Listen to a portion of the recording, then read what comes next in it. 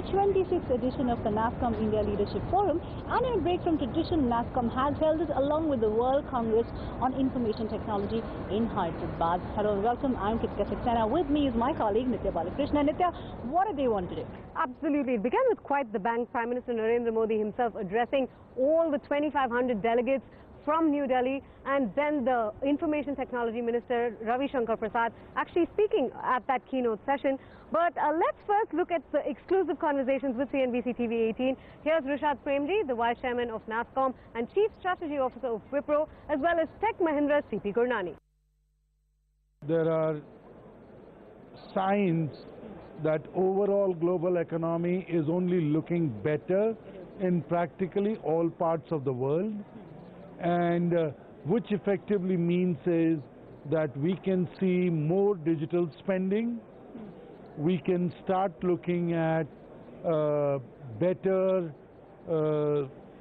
consumption, not only on digital technologies but also on the changes that many organizations have been planning. CP, you have said that you want to double your digital revenues based on the kind of momentum and the traction that you're seeing from clients. You're at 24% right now. By when would you be able to double this? Is 2020, 2021 a realistic target?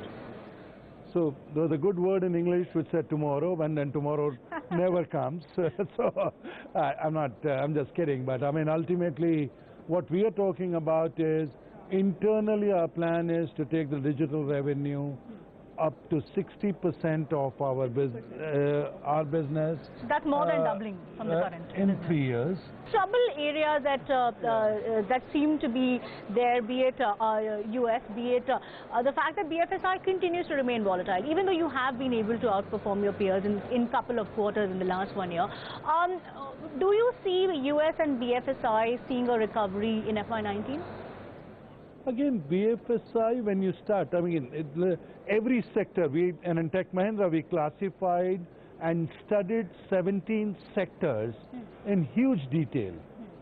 And we looked at the influence of existing companies, looked at the influence of new age companies. We looked at the convergence of a company like a WhatsApp coming into mobile wallet, or Amazon getting into manufacturing. I want to ask you about this. What do you think would the impact of WhatsApp Pay, Amazon branching out into various areas? Will this disrupt the Indian IT services sector as is? I think Indian IT will benefit out of all of this. All of it. That's why I said the classification has to be three. Okay. The new age companies, the companies which are into convergence, or the third thing is which are traditional players. And all three of them, I mean, ultimately need technology to be able to be the challengers, be the innovators, or be the disruptors. Okay. And as long as we understand what their requirements are, I think we will do well. So this is terrific. I mean, this is the first time we're doing it along with WCIT and WITSA in Hyderabad. It usually happens in Mumbai, and we have over 2,500 people, almost 2,500 people attending. So it's been a terrific show, and you've seen the morning kickoff, which has been great. And looking forward to the discussions. I think it's very focused on the new world, on digital, on new skills, on new technologies, and how we as a country can leverage that and grow with that in its next phase of growth for the technology industry in India. Well, Rishad, if I can ask you, this year was slightly muted as far as, export growth was concerned, and even IT spending, we've seen FY18 be a little bit of a, struggle.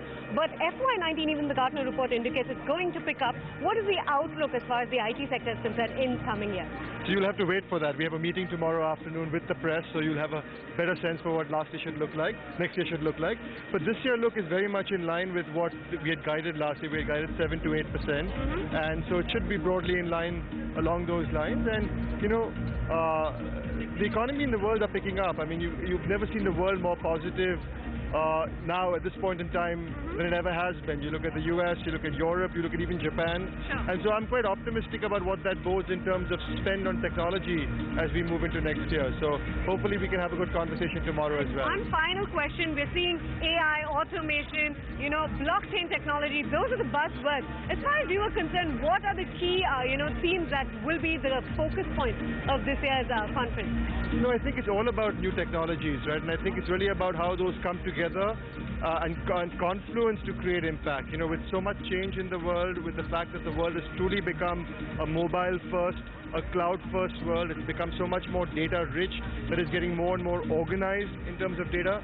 I think that creates huge opportunities for how organizations now go to market, how they address both their customers as well as their employees. So I think it's a confluence of these technologies that will have an impact.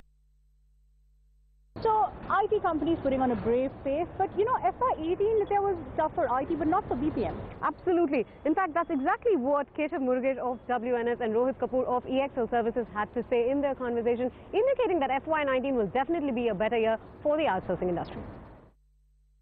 I think there are a lot of steps that have been taken by the industry groups and individual companies itself in terms of just focusing on, the basis of this conference, disrupting the core, making sure that clients and prospects are seeing the huge impact that our business has to offer to them, whether it is IT or business process or engineering services or whatever.